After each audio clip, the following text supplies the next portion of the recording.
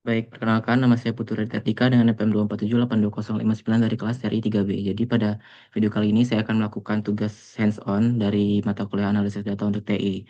Yang dimana tugasnya itu adalah kuis yang pertama. Pada kuis yang pertama ini saya akan membuat hands-on dengan merekam dan menjelaskan langkah demi langkah dalam data cleaning dan statistik deskriptif dan menjalankan tiap tahap serta menunjukkan hasilnya.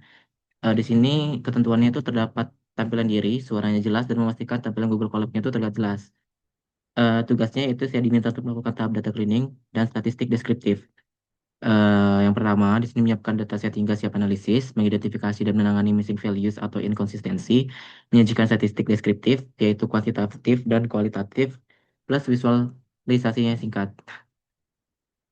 Dataset yang digunakan yaitu dataset Ames Housing di sini. Di sini datasetnya udah saya coba lihat tadi. Di sini tuh banyak banget variabelnya sampai sampai ada 20 sekitar di sini nih.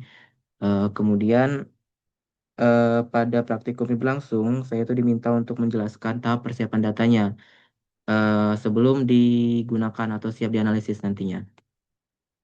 Eh, di sini yang dijelaskan itu ada software yang digunakan, library yang digunakan, cara membaca dataset, kemudian menyebutkan ukuran data dan isi kolomnya. Kemudian ada pemeriksaan awal data, kemudian cek duplikasi dan inkonsistensi, kemudian cek missing value, kemudian statistik deskriptif kuantitatif, kemudian statistik deskriptif kualitatif, kemudian yang terakhir ada visualisasi data. Yang terakhir ada yang ringkasan dan penutupan, tapi ini kan cuma ringkasan, jadi ya terakhir yang ini.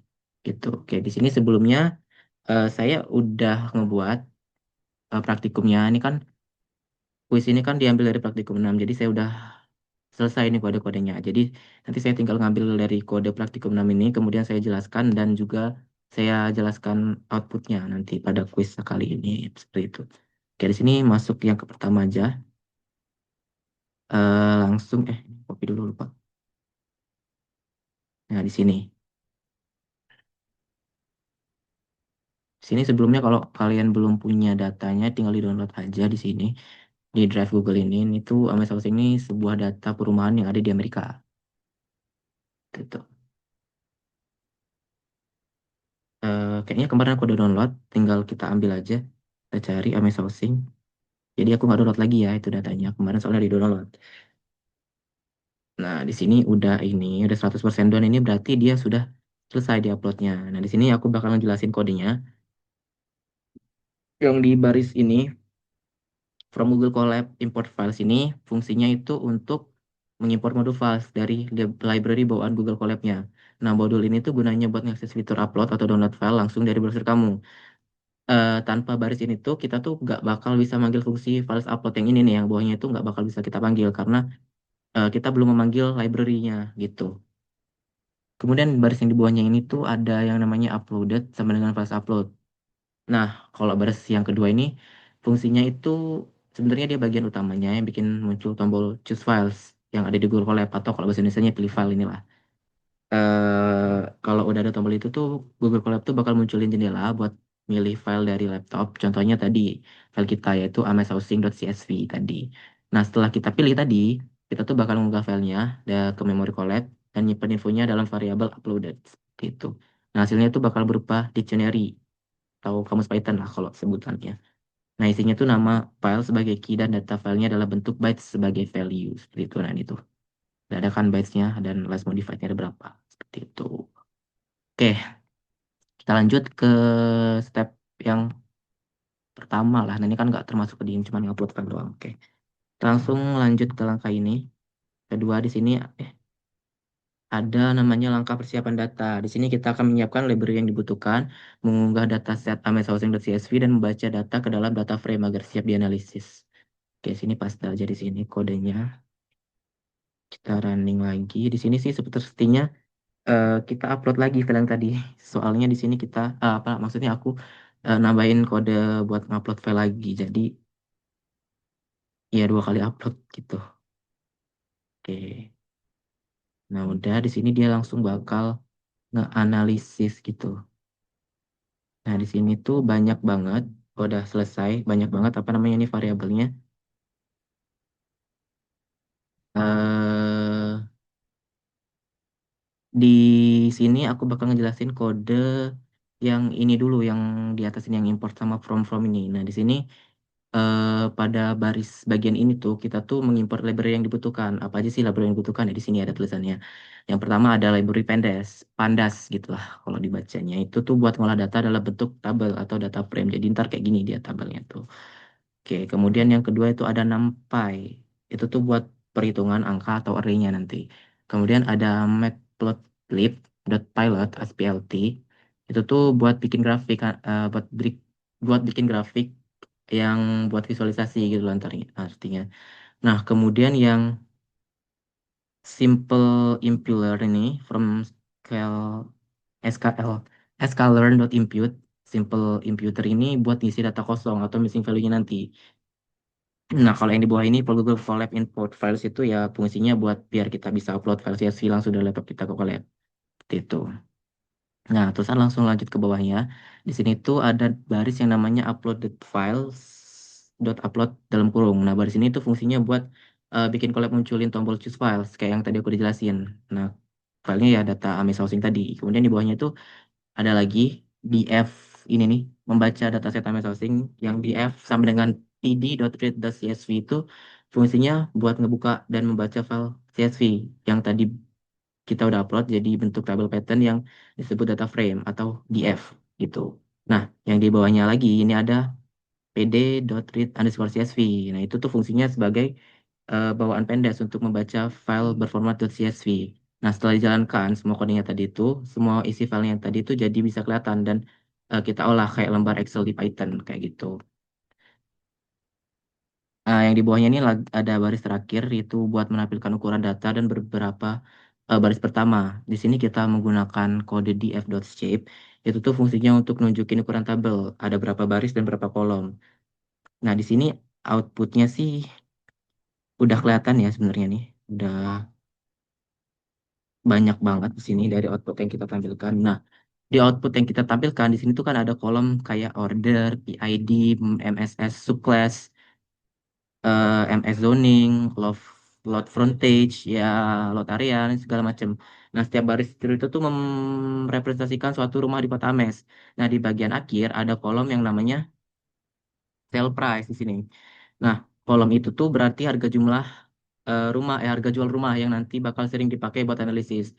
Nah, beberapa kolom kayak Alley, Fence, sama Pool QSC itu terlihat berisinan. Nah, di sini nih ada non Alley, Pool QSC, dan Miss Feature ini nih adanannya. Nah, itu tuh berarti datanya kosong atau missing value. Nah, nanti kita bakal tangani di langkah berikutnya. Seperti itu ya, teman-teman.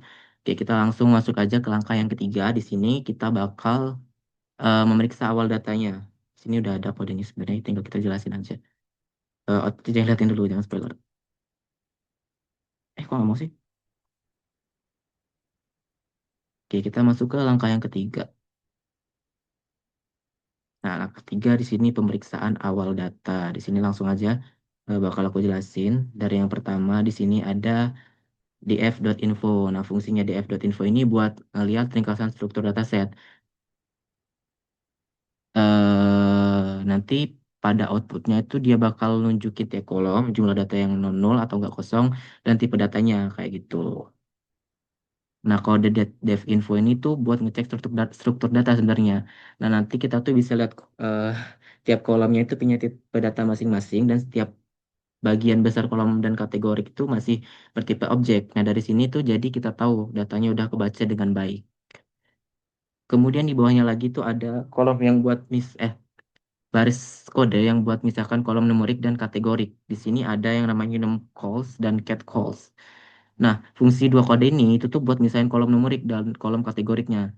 Nah, yang di fselect.dated di types include sama dengan np number ini nih sama dengan semua kolom angka ataupun yang bertipe integer dan float. Nah, kalau yang di bawahnya ini yang objek dan kategori itu semua kolom yang berbentuk teks atau kategori.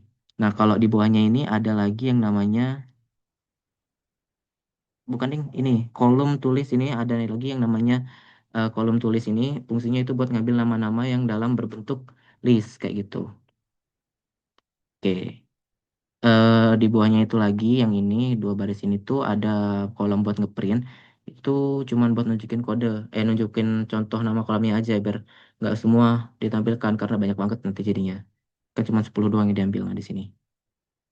Itu beberapa contoh numerik yang diambil ya yang angka kayak lot area atau overall qual nanti bisa kita hitunginnya. Nah, yang kayak text, street, neighborhood, dan lot shape itu lebih cocok di analisis frekuensinya, jadi nggak diambil kayak gitu.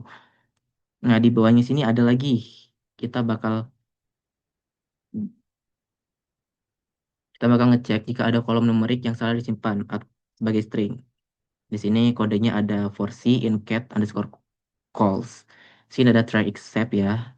Ini tuh bakal ngeloop buat cek apakah ada kolom kategorik yang isinya angka tapi kebaca sebagai teks. Nah, kalau bisa diubah ke float, berarti kolom itu tuh kemungkinan ada salah tipe data. Nah, kalau error berarti dia emang kolom teks beneran kayak gitu. Nah, yang print kolom kategorik ini yang paling bawah ini tuh buat nampilin hasil pengecekan itu dari output kita kayak gitu. Ya, kita belum jalanin ya tadi ya. Coba. Oh iya, lupa dijalanin. Sorry, sorry. Nah, di sini ada nih di sini outputnya nih. Oke. Nah, dari output yang ini, di sini tuh ada gambar dari hasil df.info yang tadi udah kita masukin. Nah, di sini tuh datasetnya punya 82 kolom totalnya ya, karena yang 0 juga itu dihitung sebagai kolom yang 8 ini. Nah, ada kolom yang punya none. Sebentar.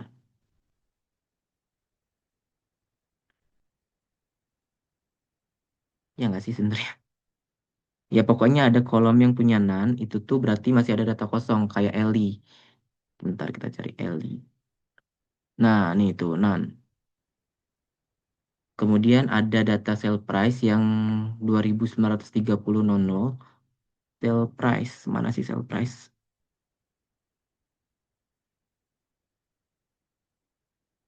Nah, di sini 2930.00 nggak kosong itu datanya ya. Berarti semua rumahnya itu berarti punya harga. Jadi memori yang dipakai itu sekitar 1,8 MB. Jadi masih ringan ya buat di sini tuh outputnya. Nah, jadi intinya di tahap ini tuh kita tuh cuman memahami struktur dan tipe datanya. Tuh, kita lanjut ke step ke berapa nih? Lanjut ke step 4. Di step 4. Step 4 apa tadi? Step 4. Step 4 itu cek duplikasi dan inkonsistensi. Oke, di sini kita ambil dari kode ini aja lah. Soalnya ya saya juga nggak bisa ngetik kalau dari awal. Kode. Nah, ini oke tuh. Udah ini coba kita running dulu. Udah cepet ya runningnya ya, nggak kayak tadi. Oke, di sini langsung aja kita jelasin kode apa namanya? Iya, kodenya dari awal. Nah, di sini yang pertama itu ada baris print yang di pertama. Itu tuh fungsinya buat ngecek jumlah baris duplikat. Nah, yang fungsi dari df.duplicated ini akan ngasih nilai true untuk baris yang duplikat dan false kalau unik. Nah, kalau yang sum ini fungsinya itu untuk ngitung berapa banyak baris true. Artinya beberapa banyak baris yang duplikat. Nah, kalau hasilnya nol berarti semua barisnya itu unik. Jadi nggak ada data yang ganda kayak gitu ya. Kemudian di bawahnya ini ada lagi for C in df selected that the types bla bla bla bla ini pokoknya yang panjang ini ya title ini tuh dua baris ini tuh fungsinya buat beresin inkonsistensi di data teksnya.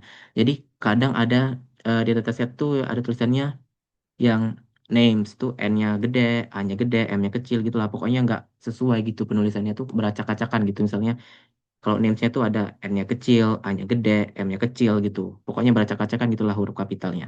Nah, baris ini tuh bakal melakukan tiga hal penting. Yang pertama di sini dia bakal AS type str. Nah, yang ini ya, itu bakal ngubah semua nilai jadi string buat jaga-jaga biar nggak error gitu kan.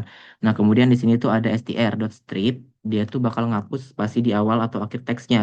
Kemudian yang terakhir di sini ada str.title. Nah, di sini tuh mengubah huruf pertama tiap kata jadi kapital biar konsisten gitu ntar jadinya biar misalnya kayak n name tadi kan n-nya kecil a-nya gede atau n-nya gede a-nya gede m-nya gede e-nya kecil s-nya kecil gitu jadinya dia biar sama gitu lah antar istilahnya gitu.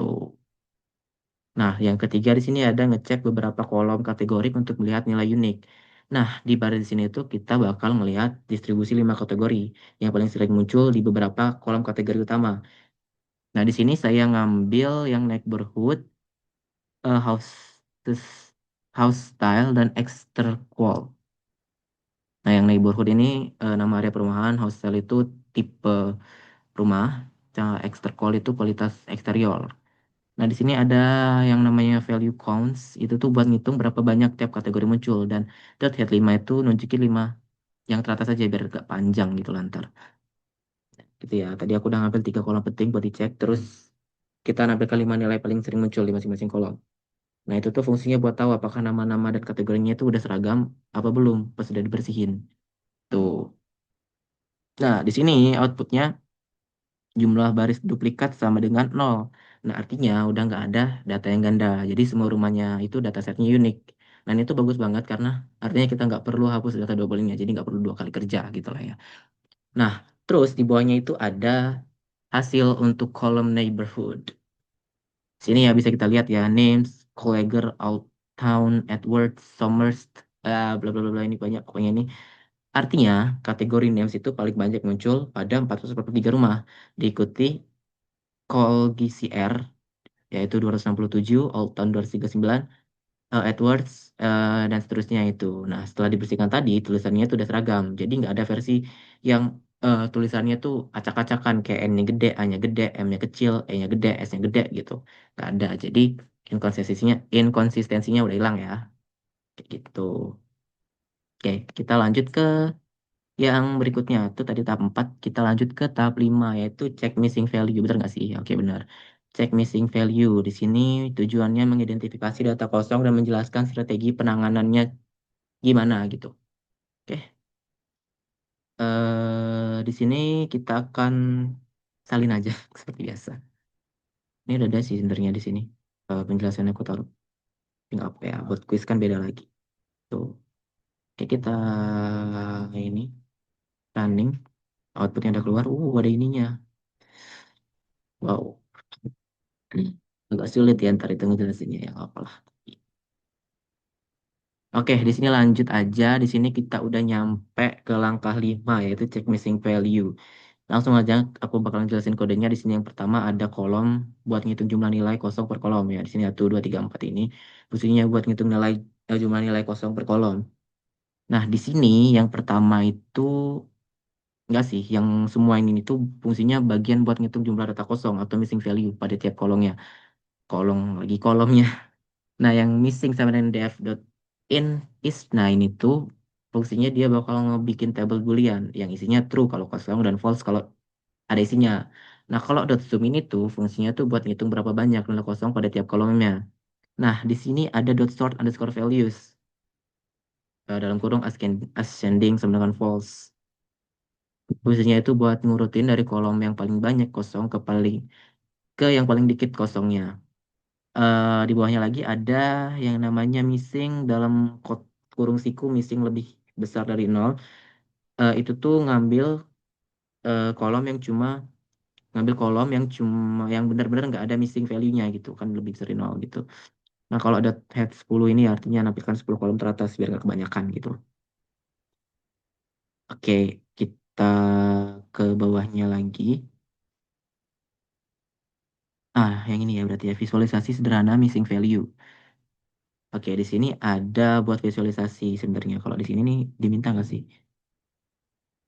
Sebenarnya di sini kita apa namanya dimintanya salah satu aja kayaknya di sini ya. Hasil dari Dev Isna Datsum atau visualisasi. Nah, di sini saya buat dua-duanya aja lah biar lengkap gitu kan ya. Biar bisa ngeliat. Nah, oke, lanjut. Di bagian ini ada yang namanya visualisasi missing value sederhana.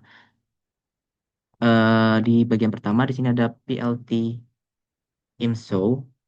Itu tuh buat ngerender data dalam bentuk gambar. DF is null ini fungsinya ngasih nilai true kalau kosong gambarnya. Gambarnya lagi datanya. Nah, kalau si map gray ini tuh buat bikin warna abu-abu untuk data kosong dan hitam untuk data yang ada di apa namanya? Di data yang berisi gitulah pokoknya. Ini gimana jelasinnya ya? Ini jelasin setahunya aja kalau nggak ntar ya. Kalau kita lihat visualnya di sini tuh ada titik abu-abu yang ini nih ya. Ini kok harusnya abu-abu nih kok putih ya. Pokoknya abu-abu ya. Ini kita anggap abu-abu aja.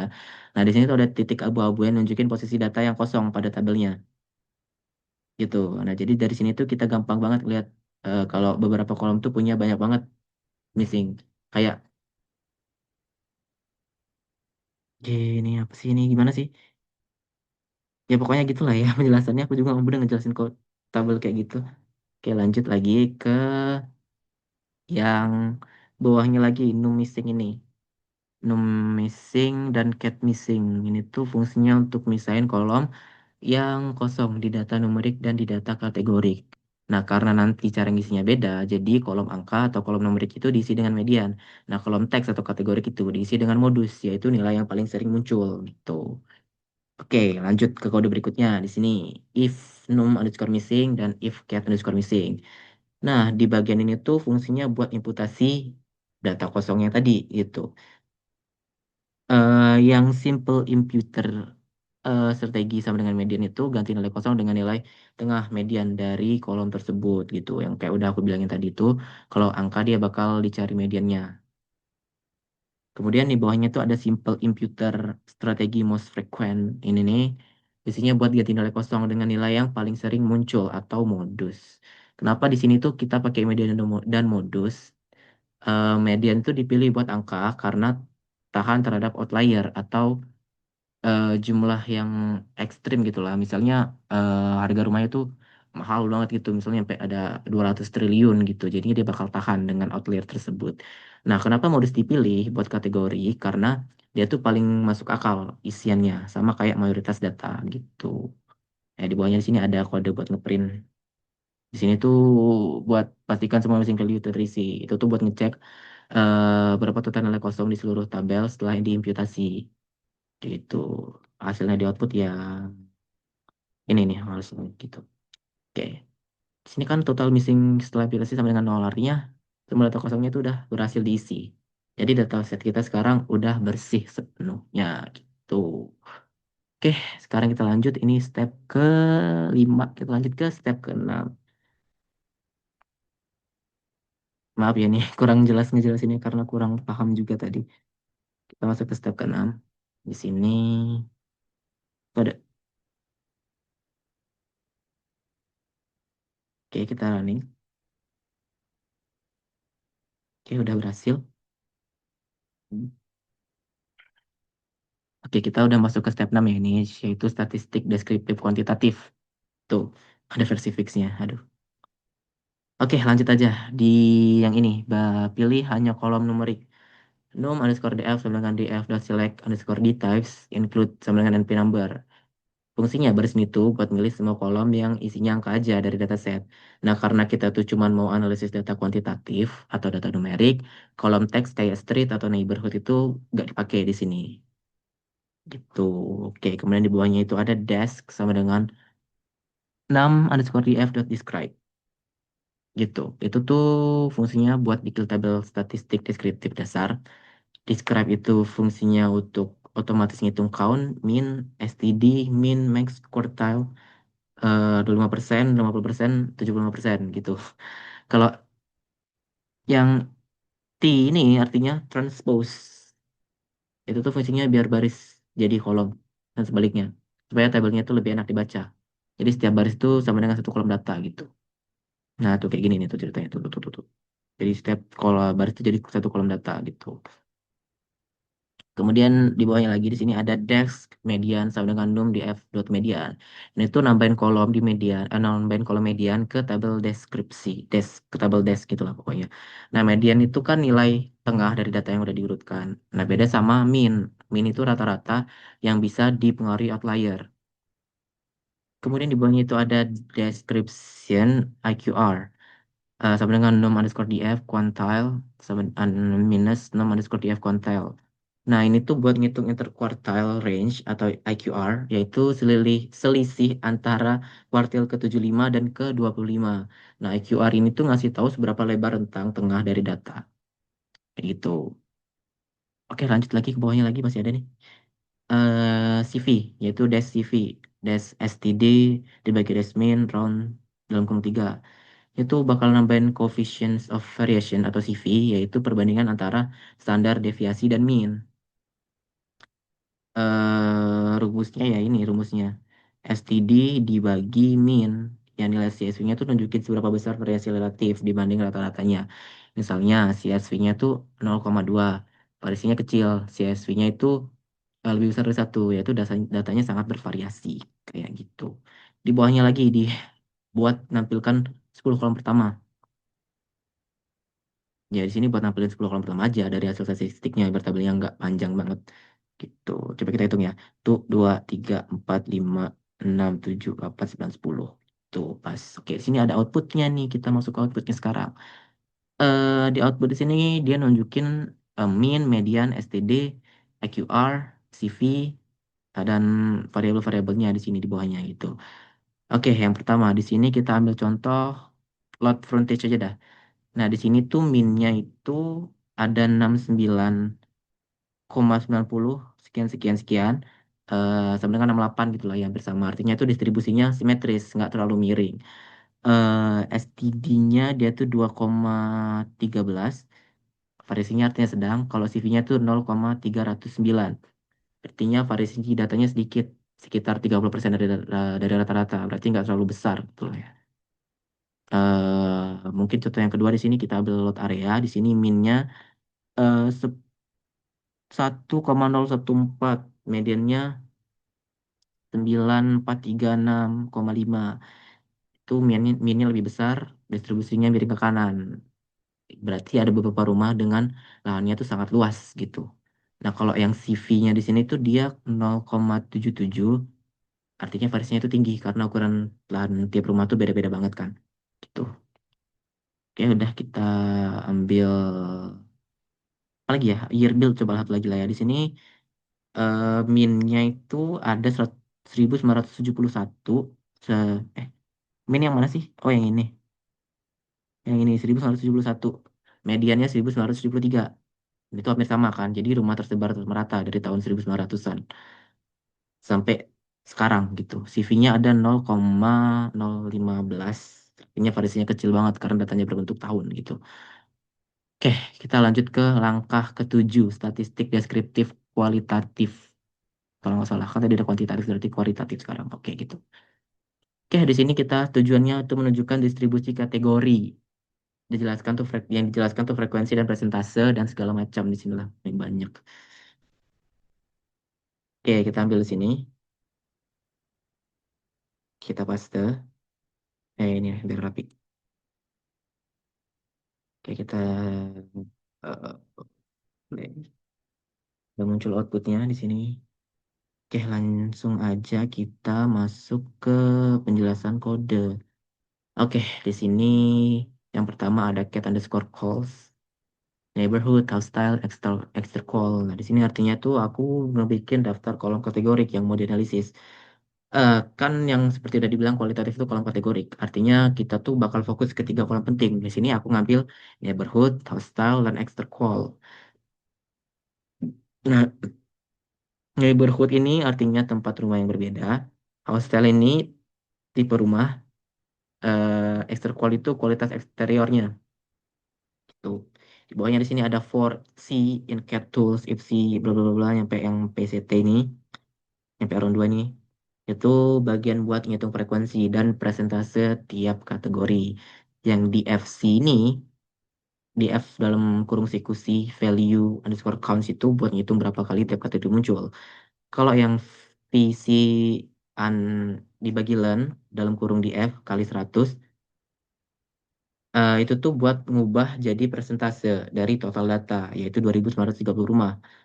Yang dot round dalam kurung 2 itu bakal dibulatkan ke dua angka di belakang koma, biar rapi jadinya. Oke, lanjut ke kode yang di bawahnya lagi. Yang print kolom C ini nih, sampai head 10 ini, fungsinya buat nampilin hasilnya dalam bentuk tabel biar lebih mudah dibaca. Nah, di sini ada display, itu tuh biar tampilannya lebih rapi daripada print. Gitu. Ini sebenarnya bawaan dari collabnya gitu. Kita ngambil doang. Yang head 10 itu ya buat cuma nampilin 10 kategori teratas biar gak kepanjangan. Tuh, di sini outputnya langsung aja udah. Kodenya udah cukup jelas kayaknya tadi. Di sini di output aku nih dia nunjukin hasil untuk neighborhood. Di sini ada names, Colliger, Old Town, Edwards, Summers, Nerlin, Nritgit, Gilbert, Xavier, Noemes, Swimber, itu lah pokoknya banyak ya. Artinya di sini neighborhood names itu yang paling banyak muncul, yaitu sekitar 443 rumah, yaitu sekitar 15,12% dari total 2.932 2.930 rumah. Nah, disusul oleh Colgisers. Colgiser ini lah pokoknya gitulah bahasanya susah. Itu dia tuh 9,11% dan Old Town dia itu 8,16%. Nah, nilai-nilai yang dalam output ini tuh menunjukkan area mana aja yang paling padat atau paling sering muncul dalam dataset. Gitu. Oke,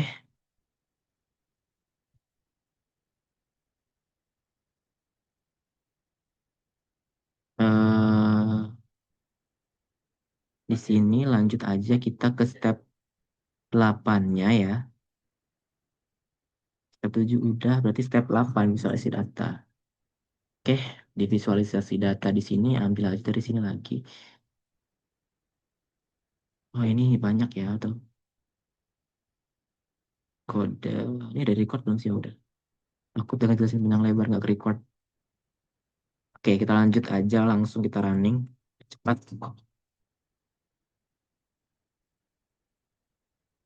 Oke, di sini langkah ke-8 yang terakhir yaitu visualisasi data.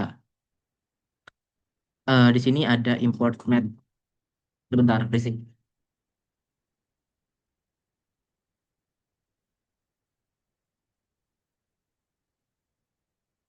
Nah, di sini kita ngimport matplotlib pilot as pilot yang kayak pertama tadi, yang kayak di modul 1 tadi, yang udah aku jelasin. Jadi kita langsung masuk ke histogram ini aja ya.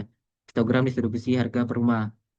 Nah, di sini tuh fungsinya dia itu bakal ngebuat histogram buat melihat distribusi harga rumah. Atau kalau di sini tuh bahasanya sell price gitu ya. Oke, di sini langsung masuk aja ke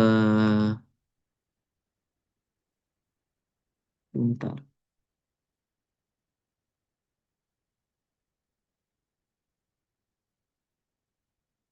Oke. Oke, di sini kita jelasin dari ini. Nah, di sini kan bahasanya sell price di sini. Di sini kita jelasin yang BINS 40 ini artinya membagi rentang harga jadi 40 kelompok. Kalau color sky blue ini biar grafiknya warnanya sky blue, biar lebih jelas gitu lah. Kalau yang edge color black ini buat kasih garis tepi di tiap eh, apa sih namanya? Grafik apa sih blok kotak-kotaknya tuh lah, tiap batang-batangnya gitu lah ya namanya. Oke.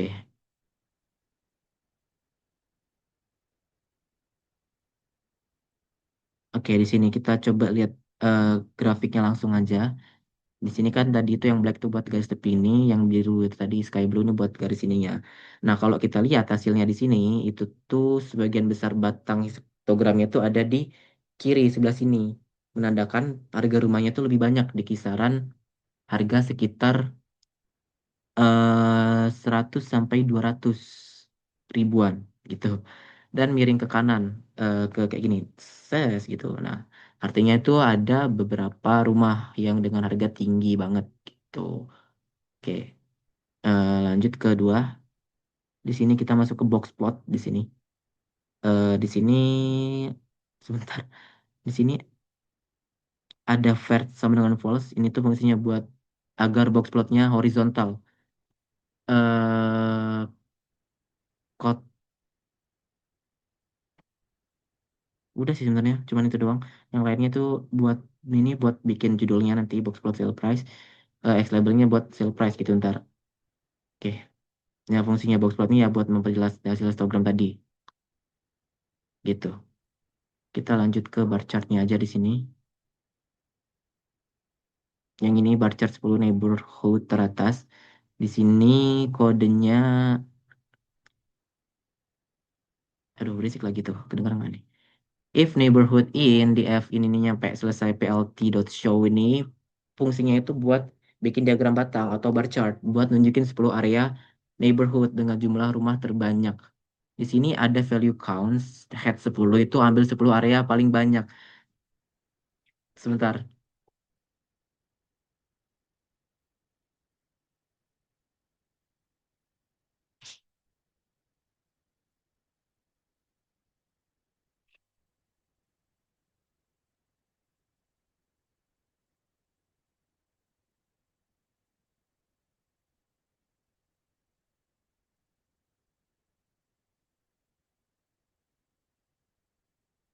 Oke, lanjut.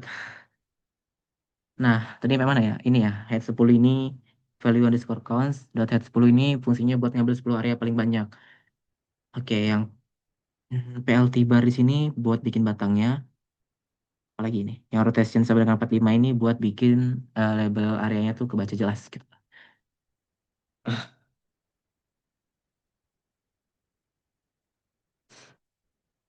Yang mana lagi nih?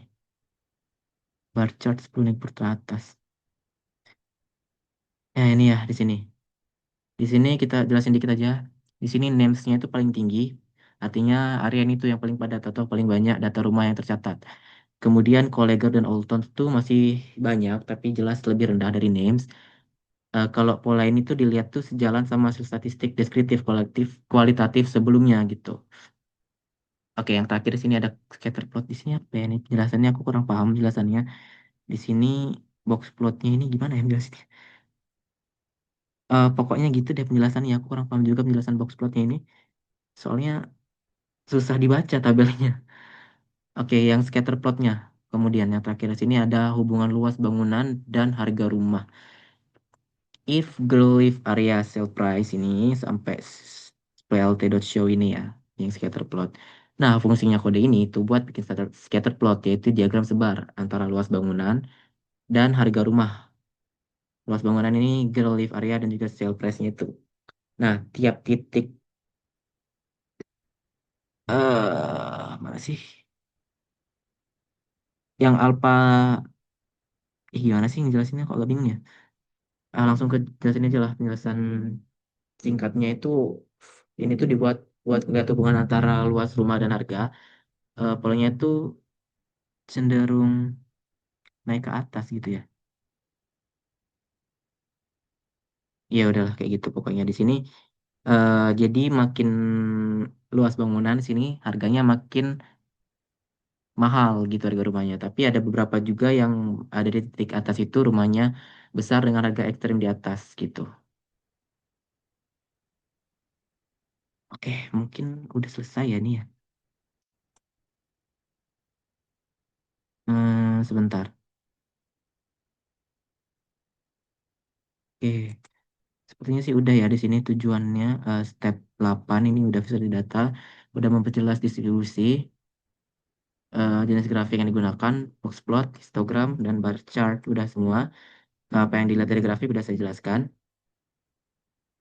Mungkin kita lanjut ke bagian 9 aja ya, ringkasan dan penutupan. Di sini itu menegaskan pemahaman insight akhir.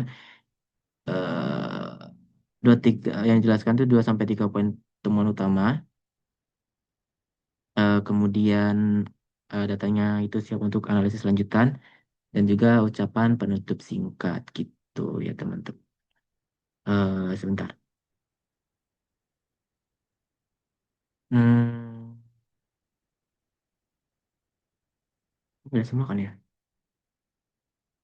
Kok banyak tadi gitu?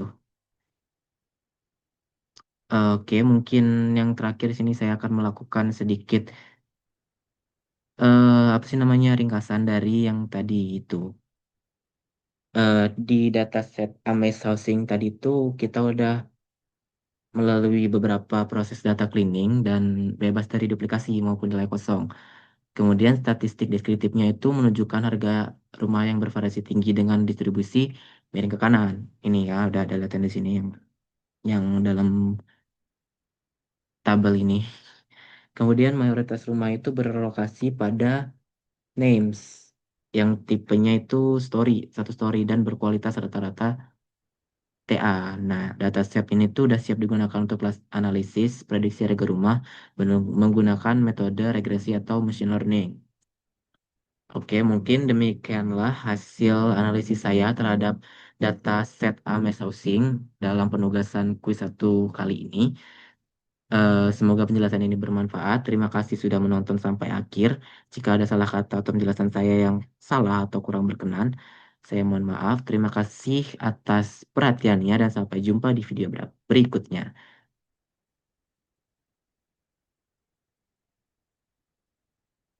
Stop.